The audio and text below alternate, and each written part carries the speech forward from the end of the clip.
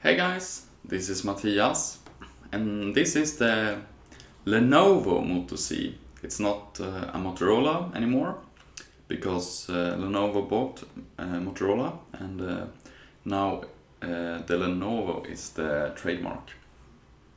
But the name is still Moto, so it has some Motorola things left. And this is a quite special phone. And the price is $700, so it is a high-end smartphone. The design of the Moto Z is quite unique. The first thing you will notice is that the phone is very thin. The thinnest phone on the market actually. It measures only 5.2 millimeters. That is around 2 millimeters thinner than the iPhone. One of the things you will have to sacrifice because of the thinness is the headphone jack. You will get an adapter in the box, but if you use your headphones much, this is one more thing to always remember to get in your bag before leaving home. The phone itself looks gorgeous. It has glass all around except for the edges. At the back you will find some small metal dots. These are used to connect things like an external speaker, an extra battery, a camera or a projector. I think this is the best way on the market to connect such things, and I hope that it isn't just a small fad. On the bottom of the front of the phone we find the fingerprint sensor. It is one of the best fingerprint sensors around and it works fast, even if you just washed your hands. This is not a button, but it can be used to turn off the screen by holding the finger at the button for around 1 second. The speaker is integrated in the earphone and makes a reasonably good job. The good thing is that the speaker is front facing. When it comes to the UI, the phone is very clean. It has almost vanilla Android, which according to me is nice. The bloatware is almost non-existent, and the only things you can complain about is that it comes with a lot of pre-installed Google apps. The UI is of course very fast and it is nothing to complain about here. One thing though to complain about is that if you use the phone heavily or for a long time, the edges of the phone will get quite hot. It is not a big issue, but it's worth mentioning. Lenovo has added some smart features that I like much. One of them is that you can twist the phone 2 times to start the camera. The other one is that you can shop the phone 2 times to activate the flashlight. It is 2 small features, but they are very handy. When it comes to the screen, Lenovo have made a good job. I would say that it is one of the better screens on the market. Of course beaten by the Samsung screens, but still a very good screen. It handles all the conditions very well. But what makes the high-end Samsung screens better is that the colors is even more oversaturated on these screens. If you don't like the exaggerated colors, this might be the perfect screen for you.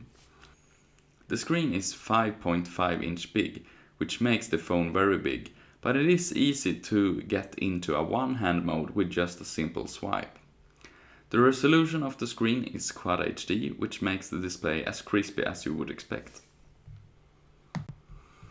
The camera has the resolution of 13 megapixel and can capture 4K videos as well as slow motion ones. But in terms of quality it has a bit of a struggle. I would say this is a camera that would be good for a mid-range phone, but for a high-end phone there is a little bit that is missing.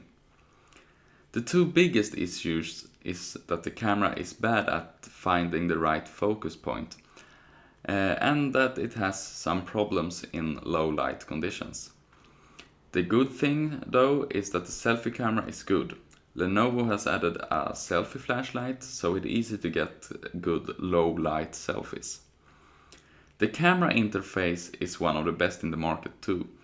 It is fast, easy to use and has all the features you want. One of these is a manual mode. On the hardware side, everything is good except for one thing. The CPU is a high-end Snapdragon 820, the RAM memory is 4 GB big, and it has a Adreno 530 to power the graphics. The storage is 32 GB big with around 22 GB available for the customer. And if not that is enough, you can put in a micro SD card. So the Snapdragon 820 and the RAM memory makes the phone feels very snappy whatever you throw at it. But the bad thing is the battery. The capacity of the battery is 2600 mAh, and I would say that is a little bit less than you want on a phone with a screen as big as 5.5 inch. For example, iPhone 7 Plus also has a 5.5 inch big display, and the phone is a lot more kind at the battery, but has a bigger battery at 2900 mAh. I would say that for a light and a medium user the battery is just enough. It will light the screen for around 2 to 3 hours, and if you are low on battery it has not a good battery saving mode. The good thing though is the charging. It charges the phone from 0 to 100 in just around 1 hour.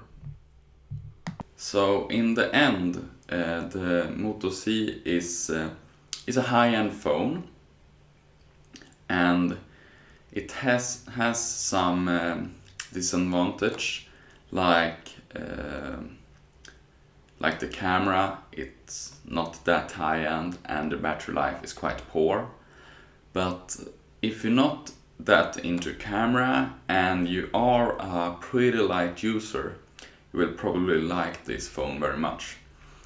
And you can always buy an extra battery and mount it on the back of the phone if you sometimes want a better battery life. So yeah, that's about it, and thanks for watching. Like if you enjoyed the video, and have a nice day. Bye.